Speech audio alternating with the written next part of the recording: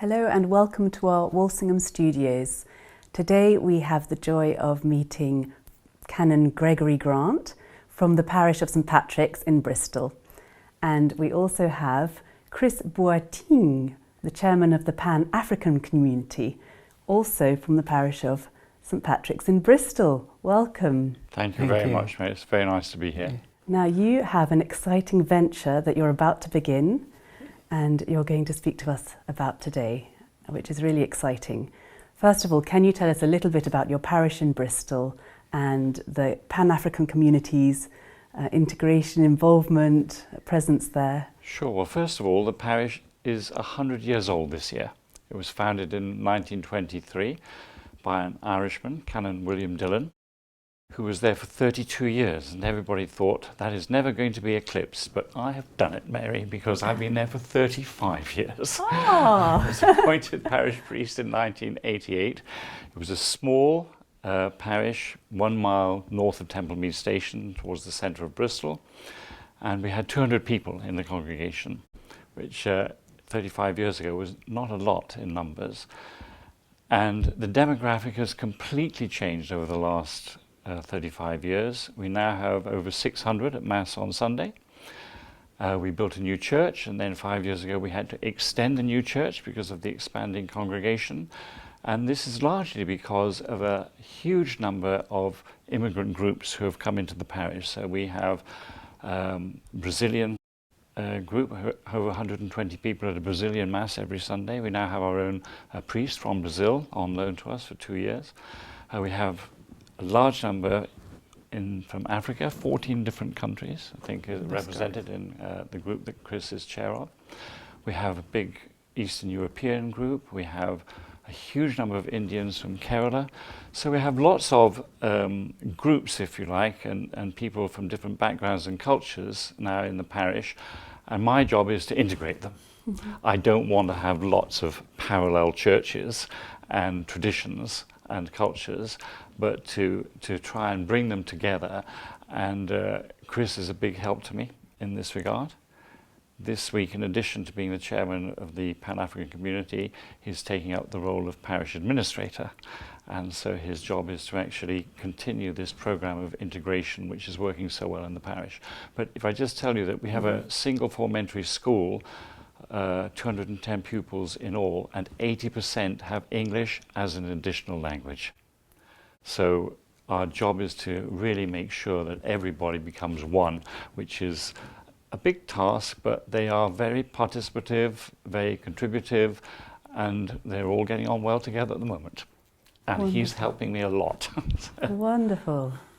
What a wonderful, big, diverse community. It is huge. It really feels like mission territory. They've come to evangelize to us, and we continue to... Yeah, I think because we're close to the actual demographic of the parish, we're very close to the centre of the town.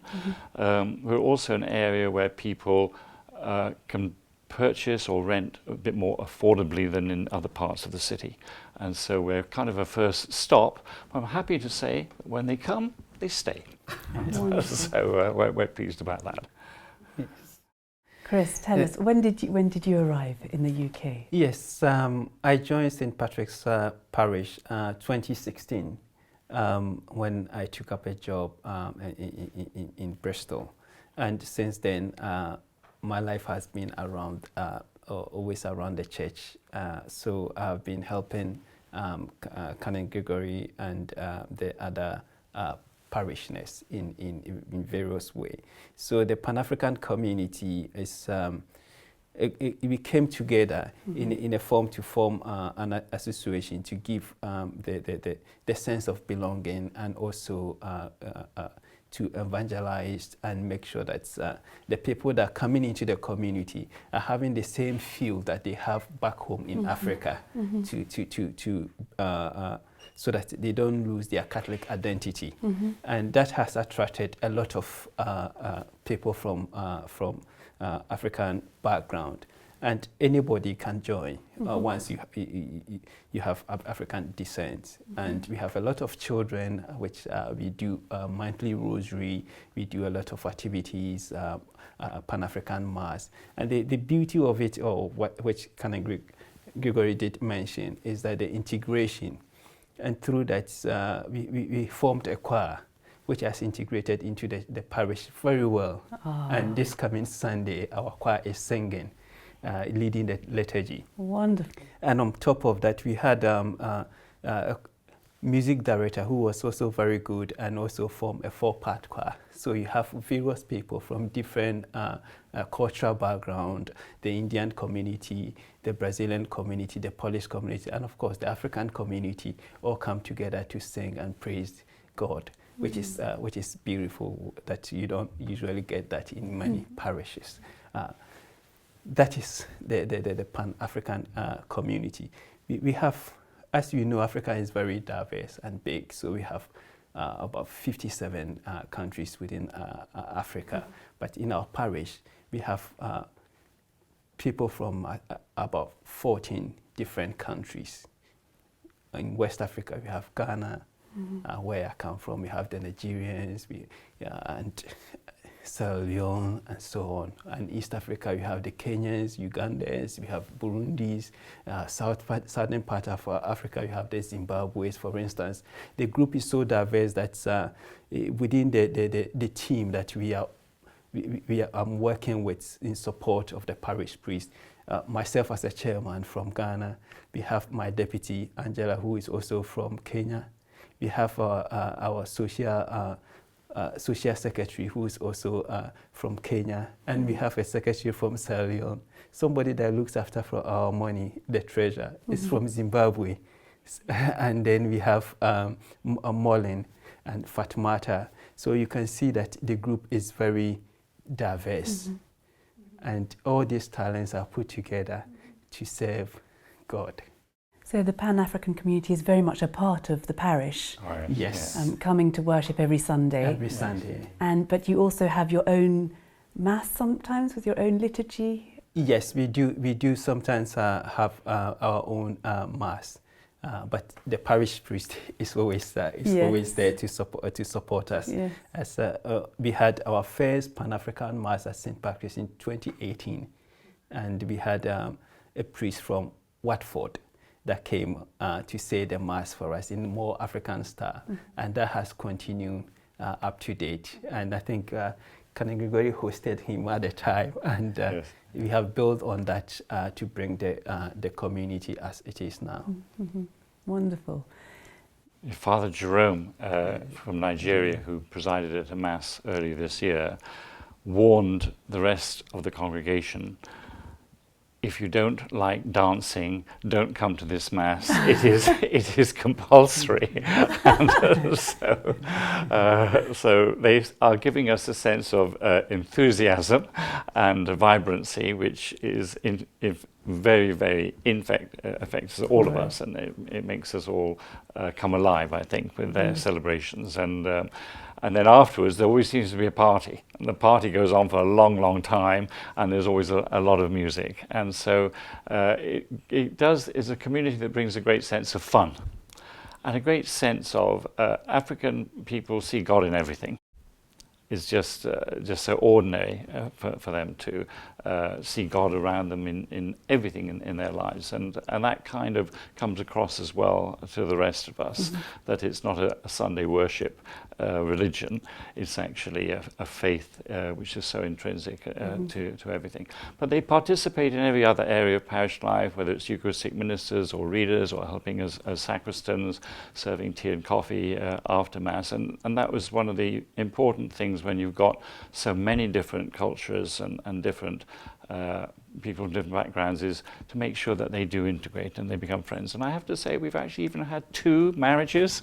We've had a Zimbabwean marry a Bristolian, and we have an African marry a Polish lady. So they're definitely, there's some cross-fertilization within the cultures coming up. So that's Wonderful. good.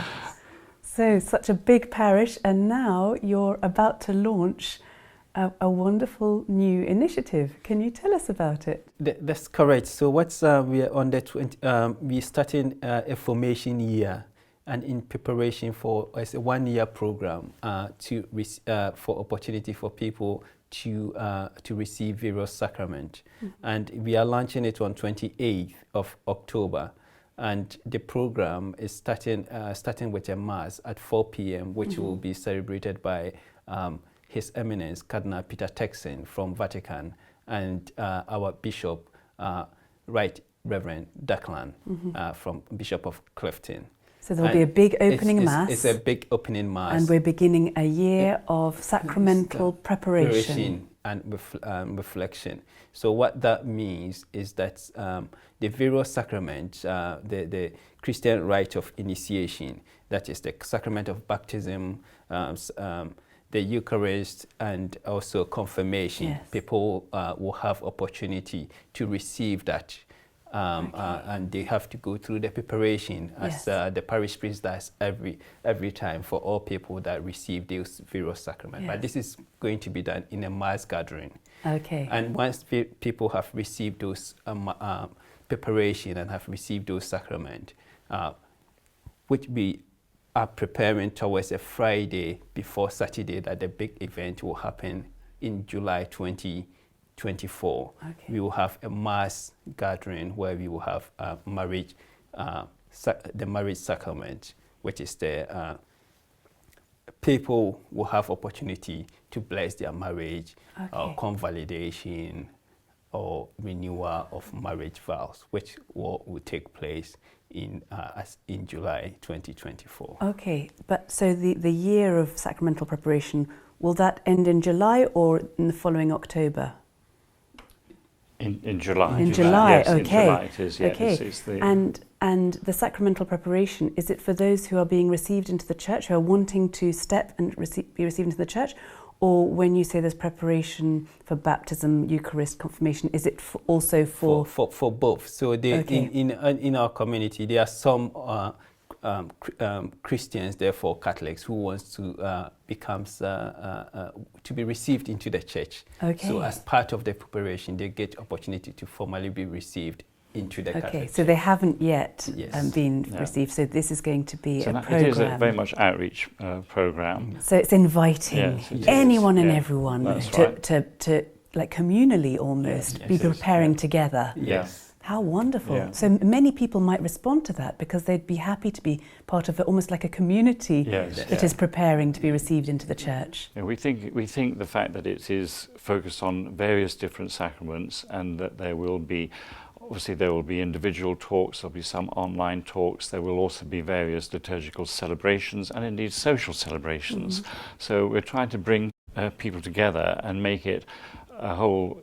It's not quite a year, as you mentioned, it's from October to July, but it actually is a period of time during which people have the opportunity of really becoming more part of the community. And it's not just for the Africans, as we mentioned before, in our community, it's for everybody. And they're all getting very excited, about it. So the whole congregation is really looking forward to the launch. So you've already been speaking about it. Yes, that's right, and inviting people. And it starts on the Saturday, the 28th, and then on the Sunday as well. And we have 7 different choirs in the parish, including our school choir, which we're very proud of. And our school choir, if you want to look it up on YouTube, recently sang with Daniel O'Donnell. So we're very proud of them. And they're rehearsing very well. So there'll be 70 or 80 people in the choir over those celebrations on that weekend from the different Can the aspects. church accommodate? Well, we had, when I went to the parish 35 years ago, our church seated 150.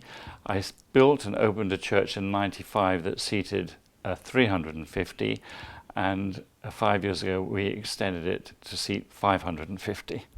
And so there will be standing room only, I think, probably for an event like this, because Cardinal Peter Turkson, who's coming to preside at the masses over that weekend, together with our own Bishop of Clifton and the Abbot of Buckfast, who's a very close personal friend of the parish, they will attract, I'm sure, some interest. And so we're looking forward to hosting our guests. But there might be space, because it won't be the regular parishioners who'll be coming along. It'll be all those who are wanting to. That's right. There will be a lot of new people. Yeah. But will it also include, for example, teenagers who are preparing for confirmation, so that they can benefit from the preparation for confirmation, for example, or? I think because my congregation is largely made up of families, Mm-hmm. and from, as I mentioned, these many different backgrounds. Not to forget, we do have some Bristolians there, and we do have some people locally who were born and raised in St. Patrick's Parish. But I suppose probably of the 600 people who have at Mass on Sunday, probably 400 are under the age of 40. Yes. And so we have huge, we've just taken 15 teenagers to Lourdes. We had 4 people represent us at World Youth Day. We just had a holiday for young people, and we went to Tenerife. So they're very participative, and they are very much part of our congregation. So they will have all the enthusiasm and do, energy to yes. bring their friends along. Yeah.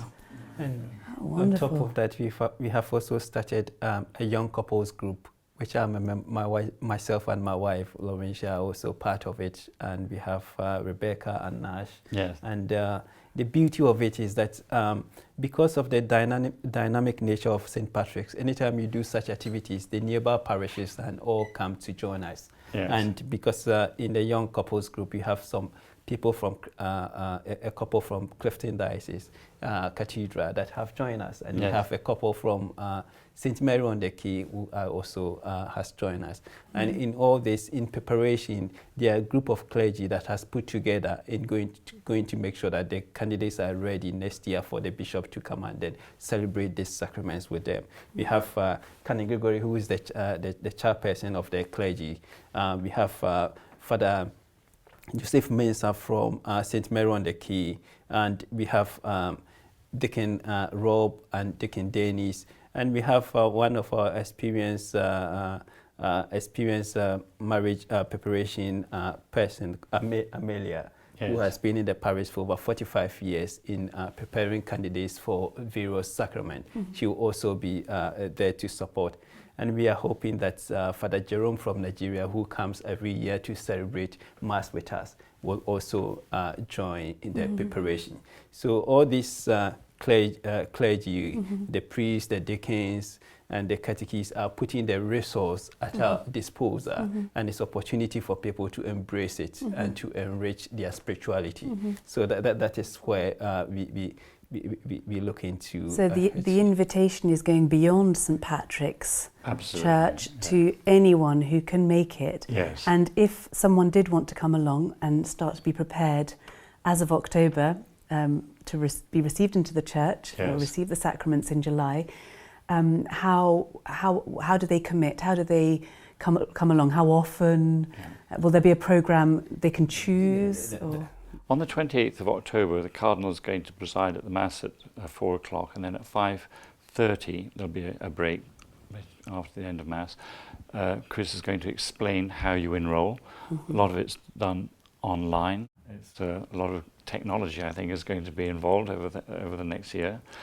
And so they will be given a full program of how often the talks and the events will actually take place for each of the different sacraments, and some of them will be dovetailed into each other. So they will have a full explanation of what the commitment actually involves on the day. So I don't think it's too scary. No. Are they able to come along and then see? For example, if they're hesitant, yes. they enroll, yes. and then they little by little can make the choice. Sure, yes, yeah, that's yeah. And for me, the beauty of it is that even particularly for those that had their baptism when they were kids, yes. and those who received their confirmation, it's also a refresher course for you to understand those sacraments. Yeah. And you can come, and then through that period of discernment, you might decide that, oh, this is for me. This is not for me.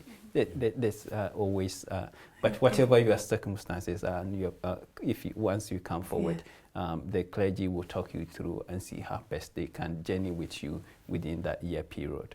If you take, for example, the preparation for the sacrament of marriage, those couples who are enrolling in that program in order to commit themselves to a sacramental marriage, a similar program in parallel and which will be interlinked, will be for those who wish to renew their marriage vows. Very often we say, if you want to renew your marriage vows, turn up. You know, there's a mass, and we'll bless the individual groups of 25 years, 40 years, 50 years, 60 years, whatever. Here we would like them to do a little bit more preparation for that renewal of marriage vows, so that come next July, when we do have, we hope, a large group of people, they will have actually reflected, even though many of them will have been married for a long period of time, on the whole sacrament, and learn something new, hopefully, even during that period of reflection. Yes, so, that's beautiful. So. But the couples who are preparing for marriage, they won't be actually married on that day, will they? We're not having a communal marriage, so no. Okay, but they will have been prepared, and they'll be able to form part of the celebration. And it's wonderful. Wonderful. That's very exciting, quite unique. Yes. There's a lot gone into it, and I have to say it's all their idea. They brought it to me. I didn't come up with the idea or the plan. The Pan-African community reflected on it. They came up with the idea, and they brought it to me a few months ago, and I said, well, it's your idea, I'll support it. And they've been evolving it and developing it. And I did say, you know, when they said, oh, we're inviting a cardinal from the Vatican to launch, I said, I don't think that's going to happen. But I have to say, Cardinal Peter Turkson was invited, and in the same minute he was invited, he said yes. You know, so we were very fortunate. We are very blessed, and for him to come and then also grace the African community and the entire community in Bristol. And I must say that the team, we are working very closely, and for instance, I spend a lot of time going through the registration form with the clergy. I met the deacons, we went through the registration form, trying to simplify it so people can do it on their mobile, they can do it on the internet, on the parish website, so that it becomes easy. And one of our team, Dr. Oliver Kishibuka, he has spent a lot of time in Chris, I'm happy to come and help you to edit the registration form, and he helps me in designing all that, and all hands are on board. And the program is big, and there's a lot of opportunities for every parishioner to get on board. Sure. And the parish priest is also very generous and accepting all this and giving us all the support and the leadership and the guidelines that we need. That's wonderful. Chris himself just this month began a formation program to become a permanent deacon, and so I'm looking forward to having a new deacon in 4 years' time. He's already done a preparatory year, and God willing, in 4 years' time he'll be ordained a permanent deacon. So that'll be very nice for the parish as well. But he's a very familiar figure now in the parish. But he mentioned Amelia Dunford just now. Amelia Dunford's late husband was asked in a pub in Ireland, what is the name of your parish priest? And his reply was Amelia. So she's very well known and helps coordinate everything. And so I do have a wonderful team of not just a few, but literally hundreds of participative lay people who really keep the parish focused and directed. So, and they're all, last Sunday at Mass, we actually had 6 Masses last Sunday. We had the 3 Masses we normally have on Sunday, then we had a Mass in Polish, then we had a Mass in Hungarian, then we had a Mass in Brazilian, Portuguese for the Brazilians, and it was Harvest Sunday for us, and I just thought, what a great harvest, you know, that when I came here, there were 200 at church on Sunday. Last Sunday, there were probably between 600 and 700 at church, but all those different languages having Mass celebrated is really great. Oh, sounds really like a beautiful, beautiful parish that's just welcomed, opened its arms and welcomed everybody. I hope and so. So much energy and enthusiasm. And I must say this, one of the things that our parish priest, Canon Gregory, is very much enthusiastic about it is the youth ministry. And he formed the Come and See group, which by his own good works, most of them are at university or working as consultants across the country and trying to groom the next set of batches where he guides them, give them spiritual talks, and some of the Come and See group, elderly guys who are now professionals, are also prepared to mentor the next set of the youngsters. And what the beauty of it is that during the just ended Catholic Youth Day at Lisbon, the parish did a fundraising to send them to Lisbon. And it's opportunity also to get your children involved in this kind of activities. We had a rosary on last Saturday with our youth, with Radio Maria, which was beautiful. So it's opportunity for people to also try to encourage to get the youth involved in the youth ministry that the parish priest is promoting. Yeah. Well, I am very fortunate, as I say, to have so many young people that it's nice to see them responding. And they do actually come and they contribute to so many areas of parish life. So we have young people on the parish council and senior altar servers, and they help in the parish office. They're very good with the technology. I have yet to switch a computer on, and I hope to die never having switched a computer on. But I am surrounded by people who are technologically very capable and who give me good guidance and do it for me.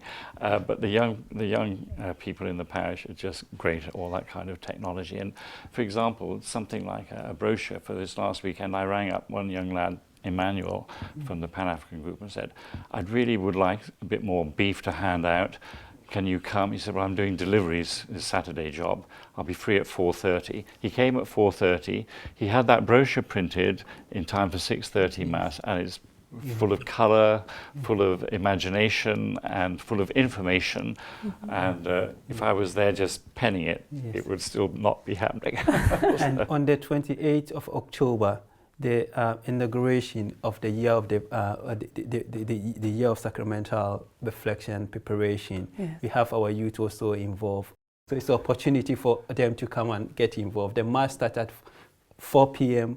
And after the Mass, we will do the lunch where we will explain the practicalities of the program and how to register online. And then there will be free refreshment after that.